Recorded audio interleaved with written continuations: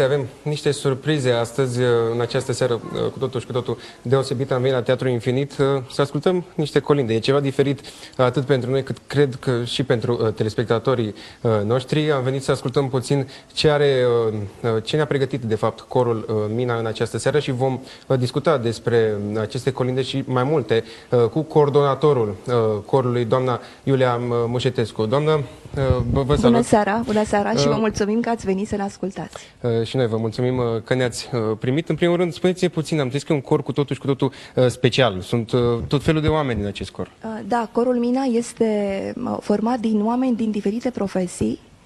Da. Medici, avocați, arhitecți, regizori, IT-ști, ingineri, care au în comun dragostea pentru muzică și pentru oameni, pentru ceilalți semeni. Și am zis că e totul recent, am zis că din septembrie s-a da, format, corul a fost înființat în luna septembrie, la inițiativa unor prieteni care și-au dorit foarte mult să cânte de multă vreme și nu au avut un cadru potrivit pentru acest lucru. Iar proiectul din această seară, din această perioadă, se numește Dor de ler, o călătorie printre colindele străbunilor.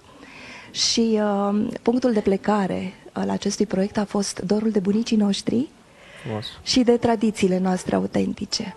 Bun, și mă gândesc că la anul se va extinde totul, va fi ceva și mai mare. Ce planuri aveți pentru viitor?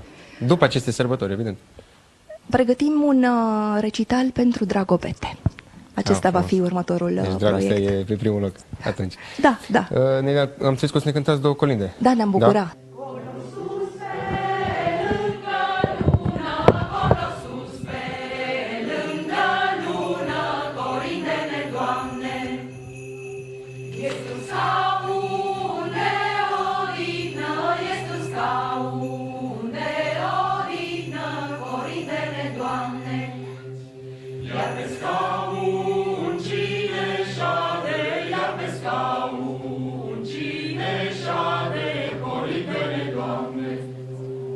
Șade, șade, Maica Sfântă, șade, șade, Maica Sfântă, corindele, Doamne.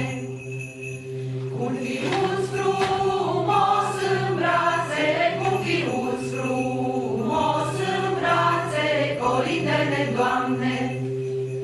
Fiul plânge, Maica-i zice, fiul plânge, Maica-i zice, corindele, Doamne.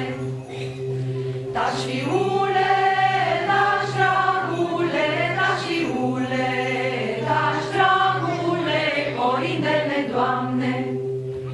Că ție mama ți-a dare, că ție mama ți-a dare, corindele, Doamne.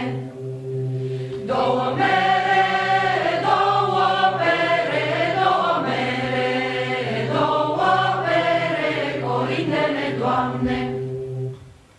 Și ți juca în rai cu ele, și ți juca în rai cu ele, corindele, Doamne.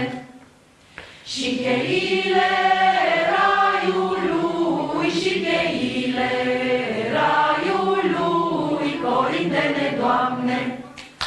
Și deschide, și închide, și deschide,